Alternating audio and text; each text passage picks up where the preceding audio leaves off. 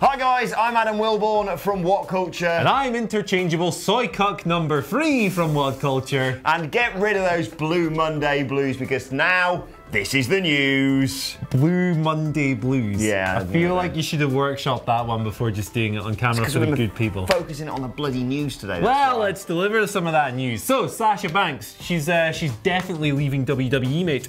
Definitely. She's gone. She's basically made some tweets, and as we know, Twitter is the law. It's gospel. That means she's gone. No, basically what's happened is that Sasha has been working the internet a little bit. She has been tweeting back and forth with the Revival, who we of course know want to leave, and I'll just kind of read them out so I don't get any of them wrong verbatim.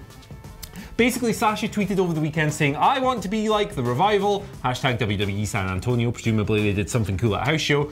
Scott Dawson replied saying, "Doesn't matter where we go, we're stealing the show." Sasha replied with a gif of a little kid saying, "Take me with you." Now, Adam Wilborn, if that isn't evidence that Sasha Banks is definitely on her way out 100%, I don't know what is. Yeah, it's interesting because it seems like she's going to be given or her and Bayley are going to be the inaugural, it would seem, WWE Women's Tag Team Champions. And they haven't really done a lot with her for quite some time now. Yes, of course, she has this match with Ronda Rousey at the Royal Rumble, but aside from that, she has been non-existent for the last 6 months. And then there was that weird sort of lesbian angle they did for 2 weeks on Raw. Yeah, that was odd. Just to reset that whole, which they haven't really blown off, the whole Bayley-Sasha feud. No, it's still ongoing, which is kind of weird. I don't think she's going anywhere. No, she's going nowhere. I think it's easy to see why she might be upset with her position in the company. Oh, yeah. But like, she's a wrestler. Wrestlers are constantly working on social media and whatever. Almost certainly just did this to kind of wind people up and get people talking. And hey, it's worked. But that being said, if her contract is coming up this year, I wouldn't be surprised if AEW threw a couple of $1 million her way. I mean, she's great. Obviously. She could be like a flagship talent for AEW. Absolutely, and that women's division really needs some faces. Britt Baker's fine, but at the moment, Brandy Rhodes is there as well. That's kind of all they have. Speaking of people who aren't going anywhere, the Revival will not be leaving WWE anytime soon. This is according to Shaggy Dave, who revealed recently on Wrestling Observer Radio that the Revival's contract runs out in April. Oh, not this April. April 2020. And if you think WWE are going to release them out of that, you are insane. You're a they moron. have money to burn. They can keep them wherever they want. They don't look like they're going to be going anywhere, at the very least, until April next year. So the thing about this is that even though their contracts are up next April, there's no guarantee that even if the Revival just sit those out, they'll actually be let go. Because if you remember what happened with Neville, they froze his contract because somehow they were allowed to do that. Basically, they could hold them hostage for as long as they bloody well want. I mean, they eventually let Neville go, and now he's back on the independents and stuff. But given how crazy the free agent market is at the moment, and given that there are $1 million offers coming from a variety of different sources, and given that the Revival versus the Young Bucks is a potential pay-per-view headlining match that they've been hinting at for over a year, there's no way in hell they're going to let them go. April 2020 is a long time. I read recently somewhere, this is just a rumour, but I read that the Revival asked for their release not only because of the way that they've been booked, but the way the whole tag team division has been booked, which wouldn't make a lot of sense. WWE need to do a lot to change things. On SmackDown, it's fantastic, but on Raw, it's a bit of a shambles. It's absolute dog. I mean, there's no one's featured. They're not promoted in any meaningful way. Teams are just victims of 50-50 booking and stupid 2-minute losses to like the B team and all your other weird favourites. It's just, it must be very frustrating for those guys, as good as they are, to be stuck in this situation. They're some of the best wrestlers in the world. And at WrestleMania, a referee's child won the belt. So yeah, and the worrying thing about all of this is that the idea that competition should improve WWE, it should push them to do better, blah, blah, blah. In this case, with the talk that they're going to double any contract offers that come in from AEW, it looks like rather than making the product better, they're just going to kind of drown everyone in a pile of money, and that really sucks. Worst ways to go, though. Yeah, well, yeah, you know, like the beginning of Punisher Warzone when Dominic West gets killed in that ice thing. Spoilers. Anyway, weird. And another story, a guy who's seemingly going nowhere as well, Matt Hardy.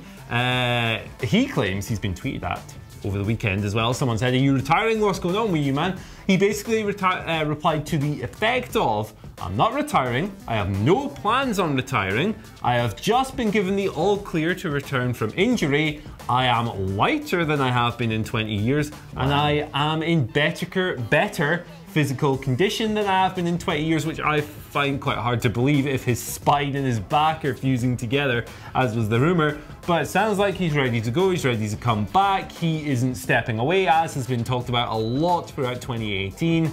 What do you make of all this? Do you think there's a role for Matt Hardy Absolutely. in 2019? I think there's always going to be a backstage role with someone that creative. We were talking the other day on a podcast about him potentially going to AEW and being incredibly useful there. But I think if WWE handles this correctly, look, I don't want to see him back wrestling on Raw week in and week out, but as a sporadic talent, I think he could be ideal. One of those people who could just come in, have a feud with someone for a month or so, build to a pay-per-view, have the pay-per-view match, and then take a bit of time off. It sounds fantastic. He needed this time off. We all could see that from what he was doing on Monday Night Raw, and he obviously issues with his pelvis fusing to his spine and all that.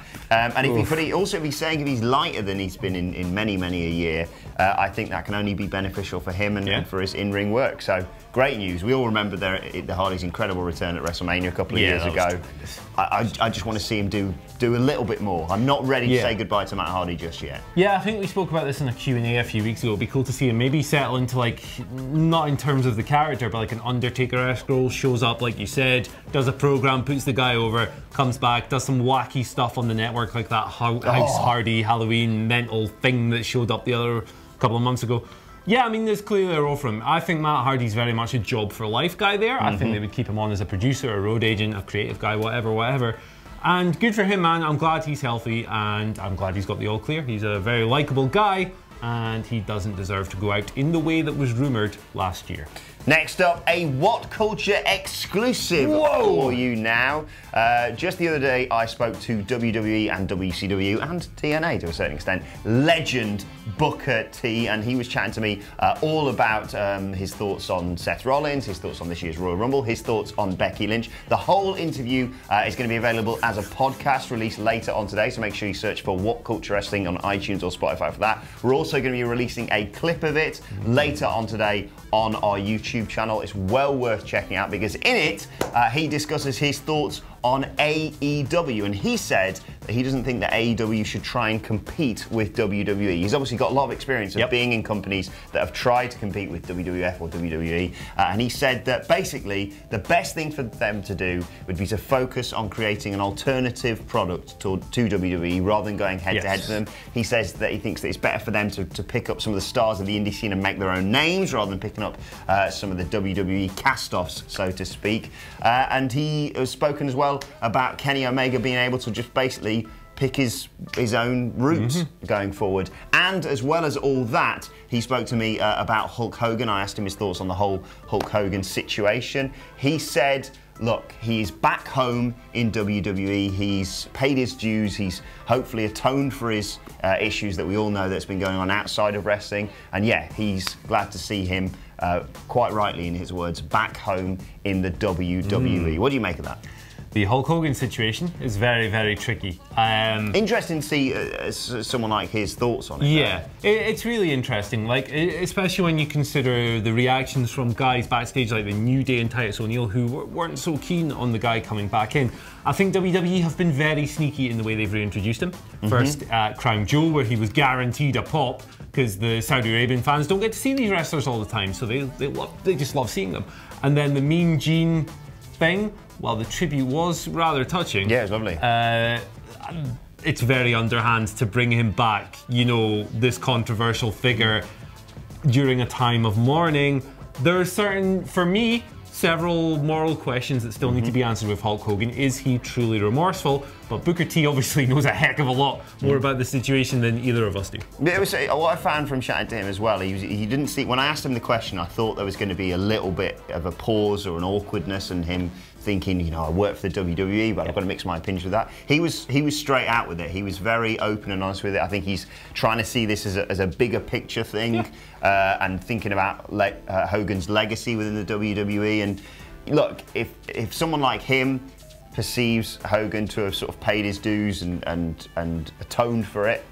And who are we to argue? Right, exactly. Like, I'm not going to argue with an informed source within the industry like Bertie. But make sure you check out that interview by searching for What Culture Wrestling on either iTunes or Spotify. Yes, absolutely. So, a couple of quick-fire random news stories to wrap this puppy up before we get to Q&A. We'll do this real quick. Akam offers a pain. He's injured, isn't he? He is out for a while, a few months. Undisclosed leg injury according to Shagger Dave. If you wonder why the AOP haven't been on TV, that's why. Poor old Rizar is going to have nothing to do. Apart from hang out with pissy Drake Maverick. Oh, good, yeah, Drakey piss. Anyway, final story. XFL. So, Shagger Dave reckons he knows how much their top star QBs, the quarterback, the big team player, is going to earn. So, given that according to Forbes, Aaron Rodgers of the Green Bay Packers earned in salary alone $66 million last year, top quarterback in the NFL. How much do you reckon these XFL QBs? Right, okay. If I have to guess, the best money or the average money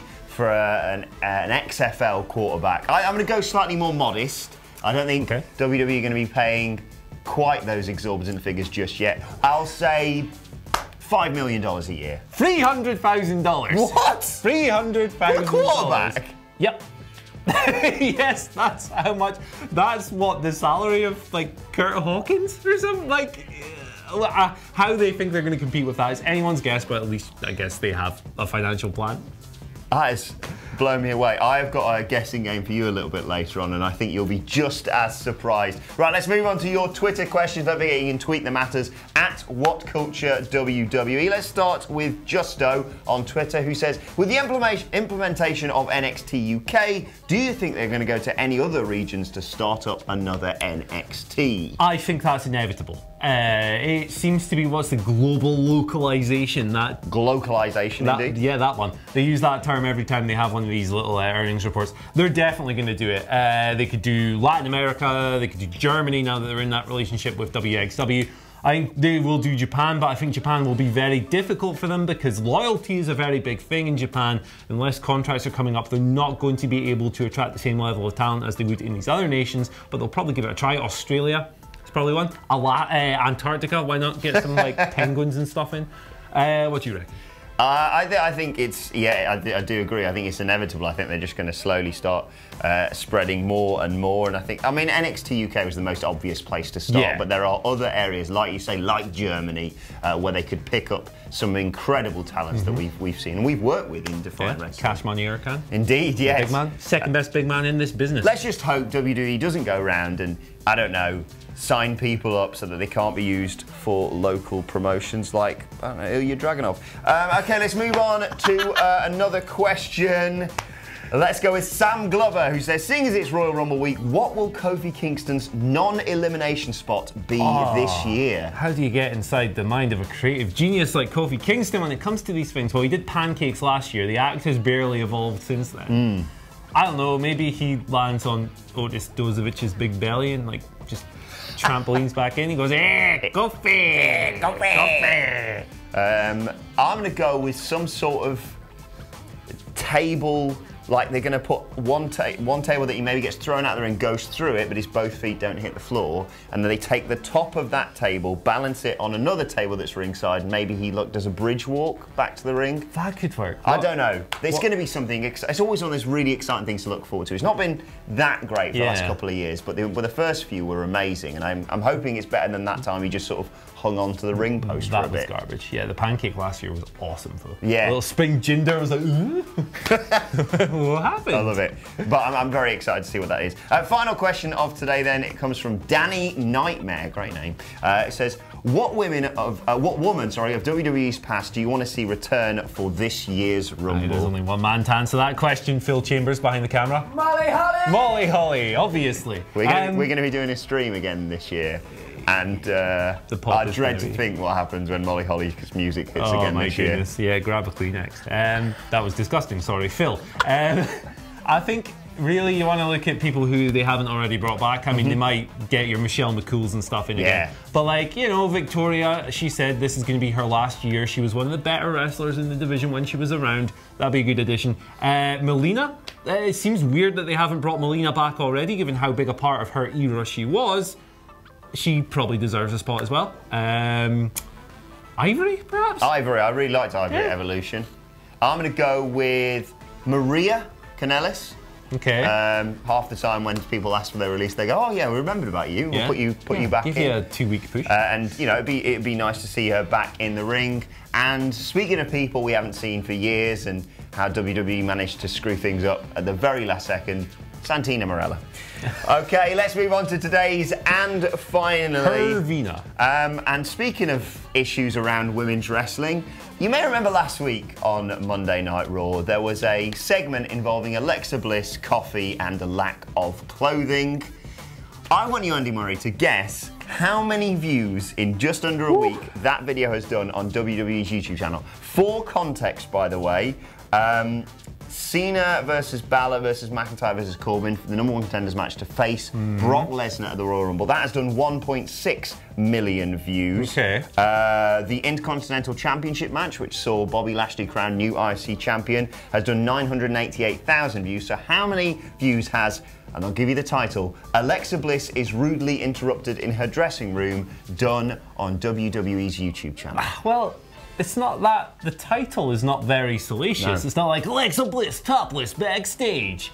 And it was a very short segment, so I can't imagine the video was that long. So with that in mind, I'm gonna say 1.2 million. 1.2 million views. I can tell you the video is 46 seconds long. Yeah. And has had 6.2 million views.